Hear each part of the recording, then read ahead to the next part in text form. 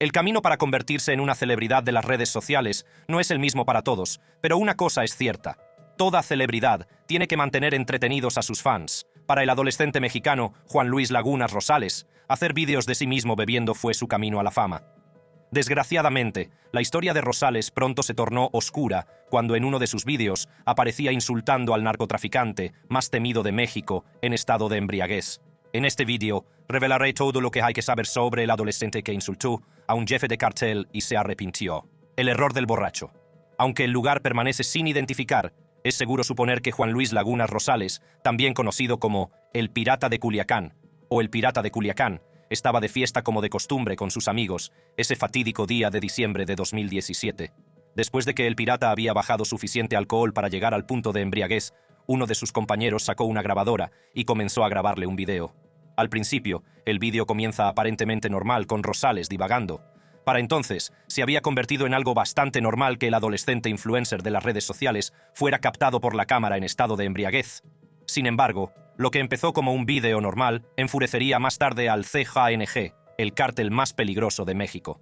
A medida que avanzaba el video, Rosales, que vestía una sencilla camiseta roja combinada con unos pantalones negros y un par de sandalias negras, empezó a soltar lo que empezó siendo una retahíla incoherente de palabras, mientras la persona que grababa y los demás en segundo plano permanecían callados. Sin embargo, las cosas tomaron un giro mucho más oscuro, cuando de la nada, el pirata soltó una retahíla de palabrotas dirigidas nada menos que al hombre más letal de México, el Mencho.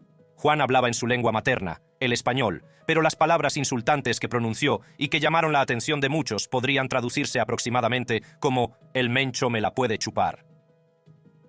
Mientras el adolescente seguía profiriendo insultos contra el Mencho, un hombre a su lado intentó que dejara de hablar, pero Rosales tenía más que decir. Cuando la persona que estaba detrás de la cámara se dio cuenta de que Rosales estaba entrando en aguas mortales al insultar al líder de la CJNG, paró el vídeo bruscamente. Y ese fue el principio del fin para el pirata de Culiacán. Un misterio que sigue sin resolverse hasta la fecha es la razón detrás del arrebato de Rosales, por qué llegaría a insultar abiertamente a El Mencho. Aunque no hay manera de saber a ciencia cierta cuáles fueron sus motivos, a juzgar por su naturaleza, es posible que los socios de El Pirata lo desafiaran a decir esas cosas, y como estaba borracho y no pensaba con claridad, decidió seguir la corriente. También cabe la posibilidad de que el vídeo se hiciera para entretener a sus fans y al mismo tiempo aprovechar su carácter polémico para atraer nuevos seguidores a sus páginas en las redes sociales. No sería la primera vez que una estrella de las redes sociales hace o dice cosas socialmente inaceptables para conseguir likes y seguidores. Dado que Rosales fue capaz de reunir miles de seguidores mostrándose bebiendo al mundo, es fácil entender por qué creería que hacer algo aún más polémico y potencialmente peligroso aumentaría su presencia en las redes sociales. En una entrevista radiofónica anterior al incidente, Rosales admitió que era propenso a hacer cosas en exceso y que la gente le preguntaba a menudo cómo podía mantener su estilo de vida de borrachera y fiesta. El dinero y la fama que tenía eran razón suficiente para que continuara con sus hábitos excesivos, sin saber que su ritmo acelerado le llevaría a estrellarse y quemarse a una edad temprana. Fuera cual fuera su razón, Rosales pagó muy caras sus palabras y se convirtió en un ejemplo más de las consecuencias de hablar contra los capos de la droga, especialmente contra el Mencho. En los pocos años que vivió, Rosales conoció las distintas facetas de la vida, desde su origen pobre y la lucha por sobrevivir en la calle, hasta los efectos secundarios del consumo de drogas, las alegrías de la riqueza y la fama, y por último, la violencia de los cárteles mexicanos. Antes de profundizar en las consecuencias de sus temerarias acciones, es impresionante echar un vistazo al hombre que fue Juan Luis Lagunas Rosales. Juan Luis Lagunas Rosales. Juan Luis Lagunas Rosales nació en Navolato, Sinaloa, a poca distancia de la ciudad natal del famoso capo de la droga, El Chapo. De niño, Rosales se sentía a menudo abandonado, debido a que su padre se separó de su madre antes de que él naciera. Por si fuera poco, su madre también siguió la misma línea. En cuanto tuvo ocasión, abandonó a Rosales con su madre y su abuela y se largó. La abuela de Rosales era una pequeña comerciante que apenas conseguía mantener a su familia, pero a pesar de sus limitaciones económicas, acogió a su nieto sin pensárselo dos veces. Rosales fue criado por su abuela hasta los 15 años, cuando se marchó de casa y abandonó los estudios en busca de una vida mejor. Antes de irse de casa, Rosales empezó a consumir drogas ilegales y, como era de esperar, esto afectó a su salud física y mental. Decidida a ayudarle a mejorar, Su familia le ingresó en un centro de rehabilitación donde se desintoxicó y empezó a mostrar signos de mejoría, aunque sus actos posteriores demostrarían que su lucha contra el abuso de sustancias distaba mucho de haber terminado. En cuanto salió de rehabilitación, Rosales hizo las maletas y dejó atrás a su familia. Decidió que quería explorar el mundo a su manera, así que no solo se marchó de casa, sino que también dejó atrás su ciudad natal y se trasladó a un pueblo vecino, Culiacán. Tras unas semanas viviendo solo y luchando por llegar a fin de mes, Rosales se dio cuenta enseguida de que tenía que valerse por sí mismo para sobrevivir. Como había dejado el instituto, no tenía muchas oportunidades de trabajo, así que empezó a lavar coches para ganar dinero. Pasaron las semanas y Rosales pronto se dejó llevar por la libertad que estaba experimentando. Pronto se desvió por el camino equivocado y adquirió el hábito de beber, a pesar de ser menor de edad y no estar permitido legalmente el consumo de alcohol en México. Cuando el dinero que ganaba lavando coches resultó insuficiente, Rosales consiguió un nuevo trabajo en un supermercado como empaquetador.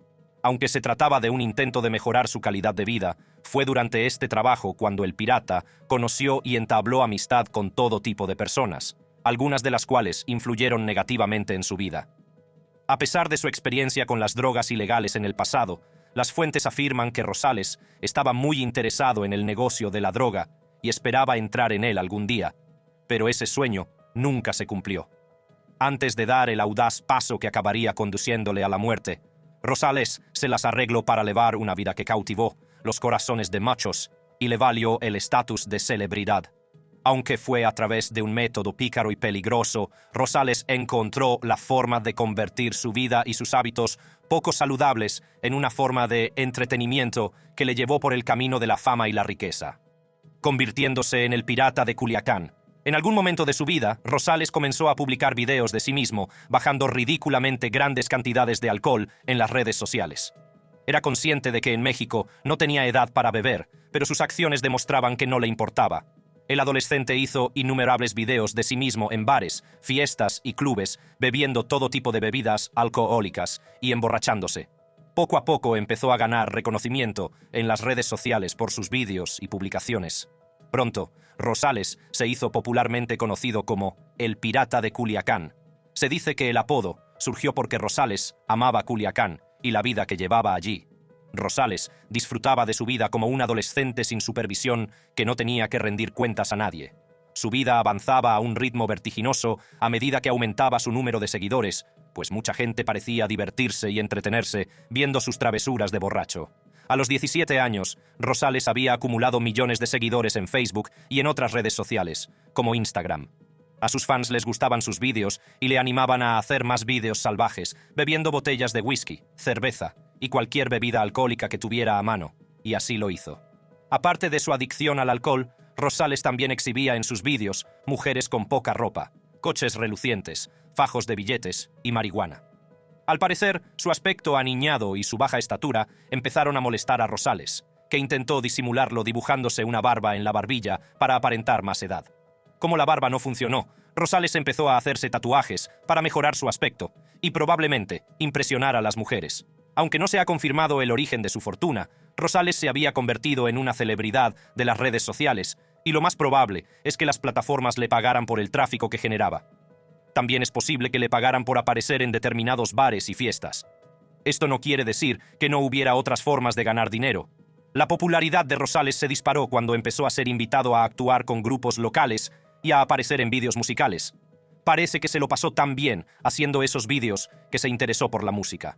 En una entrevista admitió que quería dedicarse a la música y que había firmado un contrato con una discográfica para aprender a cantar.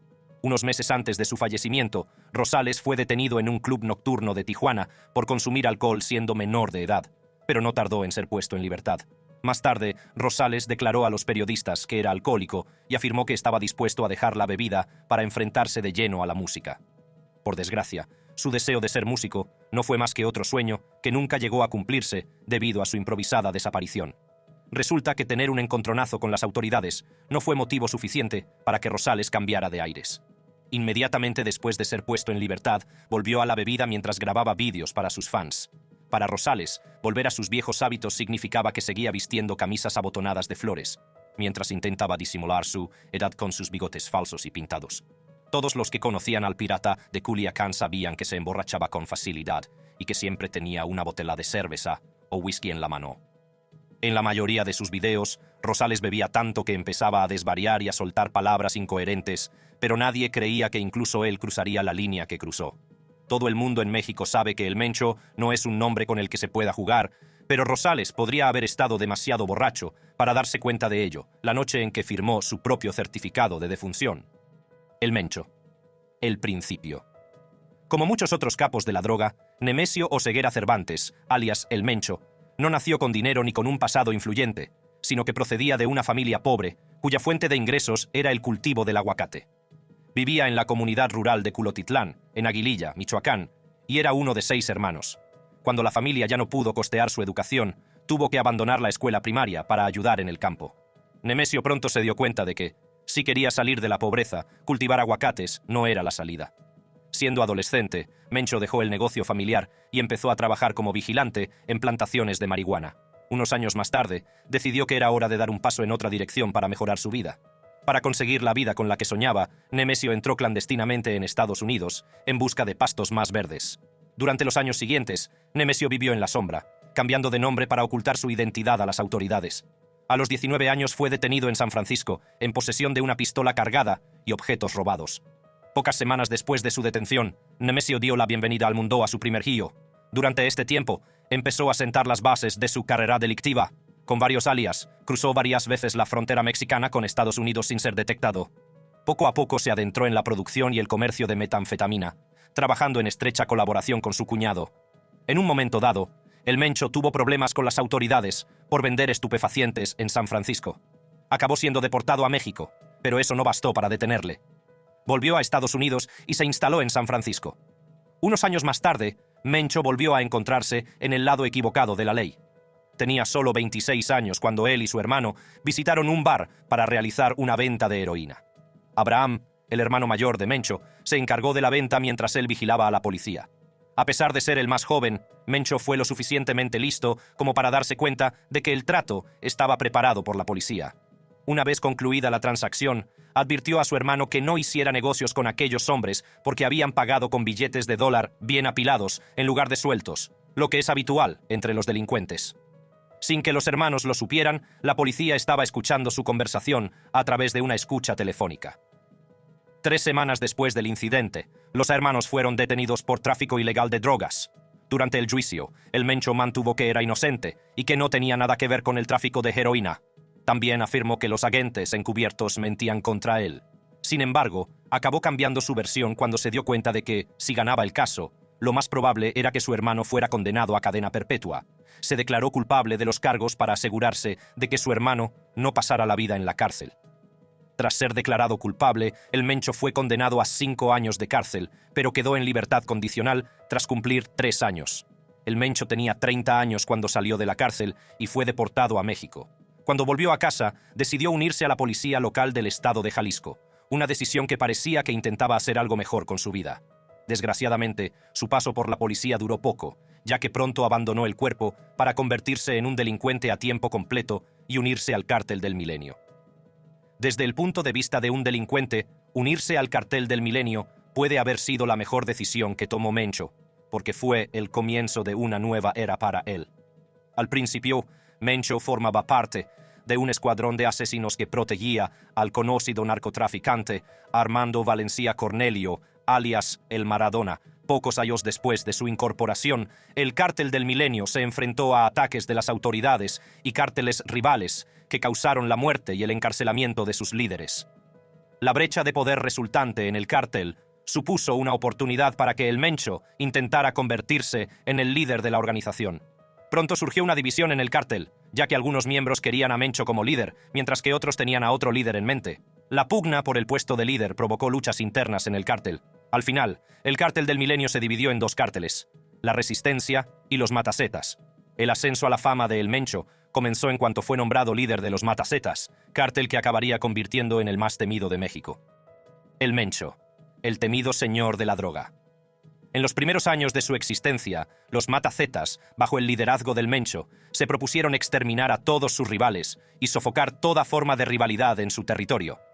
Esta línea de actuación ayudó al cártel a amasar más territorios y negocios. Por su parte, el Mencho, a través del cártel, se abrió camino hasta la cima del narcotráfico en México. La estrategia de crecimiento del Mencho consistió en gran medida en el uso de diversas formas de violencia y en muestras públicas de agresividad. El cártel se hizo público por primera vez en 2009, cuando un camión con los cadáveres de 3 hombres fue abandonado en un barrio residencial. Al inspeccionarlo, las autoridades encontraron un mensaje firmado por los Matazetas. Ese sería el comienzo del uso por parte del cártel de un sangriento despliegue de violencia para conseguir el miedo de la gente. Más tarde, el Mencho cambió el nombre del grupo de los Matazetas al de Cártel Jalisco, Nueva Generación o CGTNG. A pesar del cambio de nombre, los miembros de la organización criminal se aferraron a su tradicional enfoque violento y en un tiempo récord se ganaron una reputación haciendo vídeos de sus escapadas y colgándolos en las redes sociales para cualquiera que quisiera verlos. Los CJNG tenían por costumbre secuestrar a miembros de cárteles rivales y torturarlos para que confesaran ante las cámaras sus delitos contra el cártel. Tras la confesión, el cautivo era asesinado y los miembros del grupo colgaban en internet el espeluznante video. También es digno de mención que el CJNG no duda en reivindicar cualquier asesinato que comete. Entre 2010 y 2012, los estados de Veracruz, Guadalajara, Jalisco, Sinaloa y Michoacán fueron testigos de varias masacres relacionadas con el CJNG que dejaron las calles llenas de sangre. La guerra del CJNG contra los cárteles rivales continuó, fue sangrienta y costó la vida a decenas de personas. Pero el cártel estaba decidido a llegar a la cima y el Mencho se aseguró de ganar la batalla. A pesar de la guerra, el Mencho y el CJNG se hicieron con muchos territorios por la fuerza bruta y siguieron expandiendo su tráfico de drogas. Sin embargo, durante su constante ascenso a la cima del Hampa de México, se enfrentaron a la resistencia del gobierno. El Mencho no podía permitir que el gobierno acabara con su imperio, así que respondió de la única forma que entendía, con violencia. Planeó y llevó a cabo ataques coordinados contra las fuerzas de seguridad mexicanas que acabaron con la vida de muchos agentes. Llegó a ser conocido como el principal enemigo del Estado, una reputación que se ganó a base de sembrar el caos en el país. En abril de 2015, CJNG atacó y mató a 15 policías en Jalisco. Los coches policiales circulaban por una carretera de montaña cuando se toparon con un control sin saber que se trataba de una emboscada preparada por el cártel. Una vez que el convoy policial se detuvo, los pistoleros del CJNG salieron de sus escondites y abrieron fuego contra los agentes que se encontraban en una posición vulnerable. La capacidad de liderazgo del Mencho incluye una amplia planificación y elaboración de estrategias, razón por la cual el ataque se planeó en una carretera de montaña, donde los agentes no tenían escondites para protegerse. El poco tiempo que el Mencho pasó en el cuerpo de policía le ayudó a comprender la importancia de planificar y estar preparado para cualquier cosa a la que se enfrentara. Con este conocimiento, creó un programa especial de sicarios dentro del cártel. El grupo se especializa en la guerra y los miembros son entrenados con regímenes estrictos. Al margen de los esfuerzos del grupo de sicarios, el CJNG se ha mantenido intocable porque la mayor parte de sus ingresos procedentes del tráfico de drogas se destina a la compra de armamento pesado de grado militar, incluidas ametralladoras y lanzagranadas. En marzo de 2015, el grupo criminal demostró su capacidad artillera cuando atacó y derribó un helicóptero militar utilizando lanzagranadas. Mediante el uso de la violencia, el Mencho fue capaz de hacer crecer el negocio ilegal del cártel hasta convertirlo en un imperio millonario, convirtiéndolo en una de las principales organizaciones del Hampa de México. En un momento dado, se estimó que el cártel tenía un valor de $50 millones. Los CJNG llevan mucho tiempo demostrando ser una amenaza para los políticos de México. En 2018, México vio la muerte de más de 130 candidatos políticos que estaban todos relacionados con el CJNG. Cualquiera que Mencho no aprobara, o simplemente no le gustara, era eliminado por el grupo. Entre 2018 y 2020, el CJNG estuvo involucrado en 298 actos de violencia relacionados con pandillas, un récord que es significativamente más alto que el de cualquier otro cártel en ese periodo. En 2020, el gobierno mexicano describió al CJNG como el grupo criminal más peligroso de México. Puede que el cártel ocupe el primer puesto en brutalidad y uso de la violencia, pero sigue ocupando el segundo lugar del cártel de Sinaloa en términos de poder y población. Los dos grupos han sido rivales durante mucho tiempo. Aunque ha habido luchas internas y fugas dentro del CJNG, todos los esfuerzos del gobierno por destruir al grupo han resultado inútiles. Con el Mencho, al frente de los asuntos del grupo, se ha ganado la reputación de ser uno de los capos de la droga más temidos de México. Hasta la fecha, el Mencho es el hombre más buscado de México y una de las personas más buscadas en Estados Unidos. El gobierno mexicano ofrece $30 millones, mientras que Estados Unidos ofrece $10 millones por cualquier información que conduzca a su detención. Teniendo en cuenta la reputación delictiva de El Mencho y su aparente brutalidad, cabe afirmar que Rosales se metió en una pelea con el hombre equivocado. Pagar el precio final. No es ninguna novedad que a Juan Rosales le encantaba la cerveza y que a menudo se grababa a sí mismo soltando palabras incoherentes en estado de embriaguez. Sin que él lo supiera en ese momento, su decisión de insultar ante las cámaras a uno de los capos de la droga más temidos de México fue un error que no pasaría desapercibido, independientemente de su hábito de beber y de su historial de declaraciones polémicas. Juan se puso una diana en la espalda con ese vídeo, pero no pareció darse cuenta de lo que había hecho. Tras la publicación del vídeo, siguió haciendo su vida de siempre. En los días siguientes, Rosales volvió a salir de fiesta, a beber alcohol y a colgar vídeos de su vida. Poco sabía que el día del juicio final se acercaba rápidamente. En diciembre de 2017, apenas unas semanas después de publicar el vídeo, Juan fue brutalmente asesinado en un bar mientras estaba de fiesta. La noche empezó como cualquier otra para Rosales, pero de repente las cosas tomaron un giro oscuro cuando 4 pistoleros fuertemente armados entraron en el bar, lo localizaron y llovieron balas sobre él. Aunque Rosales tenía que atenerse a las consecuencias más pronto que tarde, su papel como influencer en las redes sociales le obligaba a publicar constantemente información sobre sus actividades diarias y su paradero. Esto, a su vez, significaba que su paradero en cualquier momento era de dominio público. Unas horas antes de morir tiroteado, Rosales publicó un vídeo en el que invitaba a sus seguidores a reunirse con él en un bar de Jalisco, una zona conocida por ser un punto caliente del narcotráfico.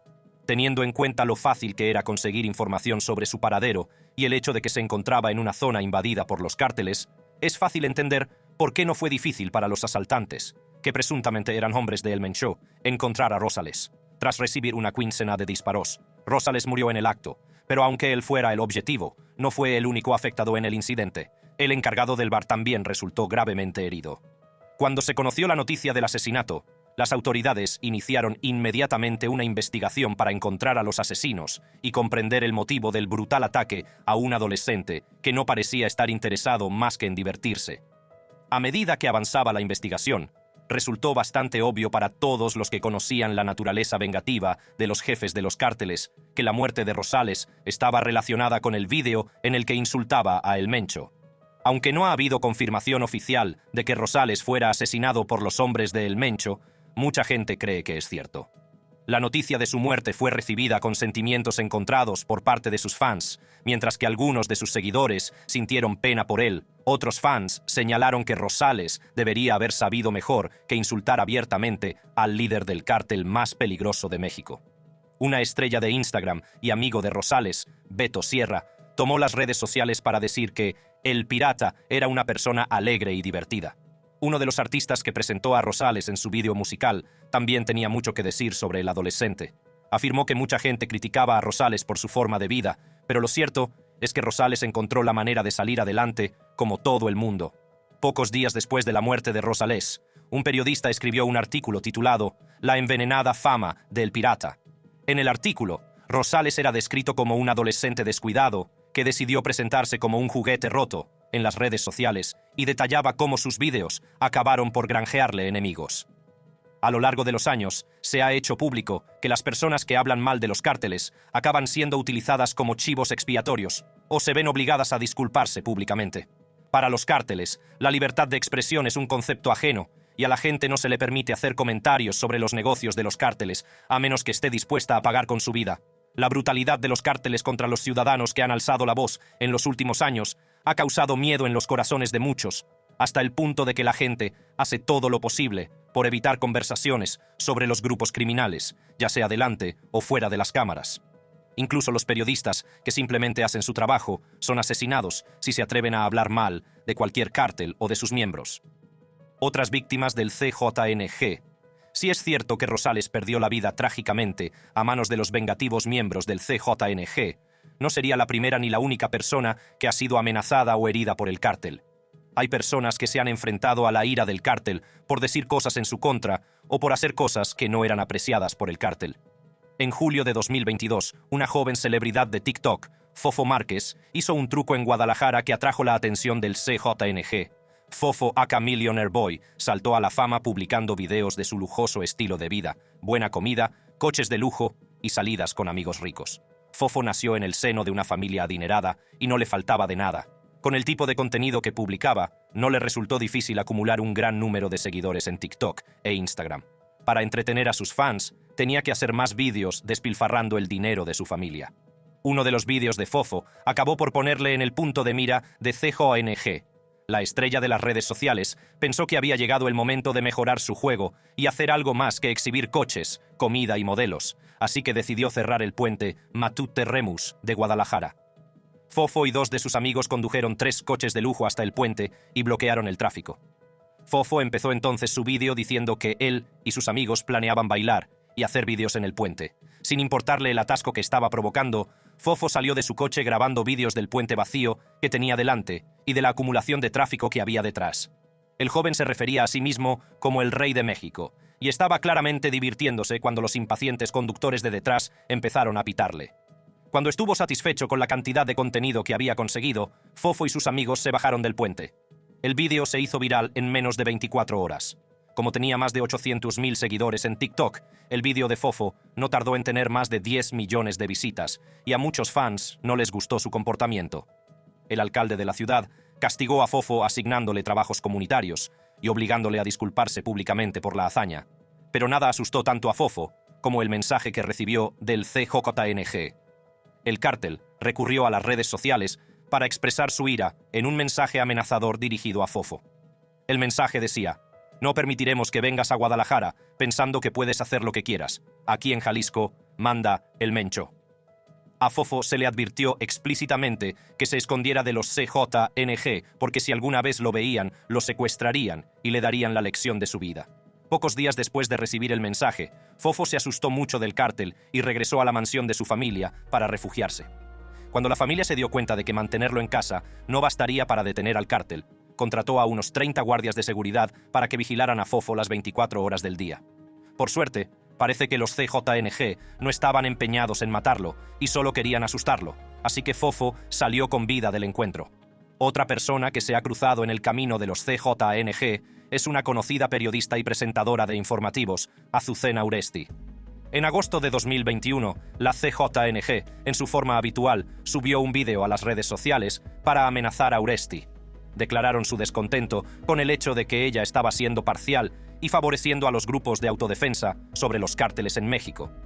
En el vídeo, 6 hombres vestidos de negro y fuertemente armados rodeaban a una portavoz que hablaba en nombre del líder de los cárteles, el Mencho. Prometieron matarla y hacer que se comiera sus palabras. El cártel declaró que no estaba en contra de la libertad de expresión, pero sí en contra de cualquiera que intentara atacarles directamente. Unos meses antes de que amenazaran la vida de Uresti, otro periodista fue brutalmente asesinado y mutilado por denunciar crímenes cometidos en Veracruz. El periodista denunció los crímenes de los cárteles en la región y lo pagó caro. Cabe señalar que Uresti no es el único periodista cuya vida ha sido amenazada por diversos cárteles en México. Existen registros que demuestran que México es el país más mortífero para los periodistas. Desde el año 2000, unos 124 periodistas han perdido la vida a causa de la violencia de los cárteles en México. Aunque la libertad de expresión es un derecho de los ciudadanos en muchos países, está claro que no es el caso de México. Rosales debía ser consciente de lo delicado de sus palabras contra el Mencho, pero le daba igual. Es triste que fuera un joven prometedor cuya vida se vio truncada por su libertad de expresión. Echa un vistazo al siguiente video para saber más sobre otras personas que han perdido la vida al entrar en contacto con los mortíferos cárteles de México.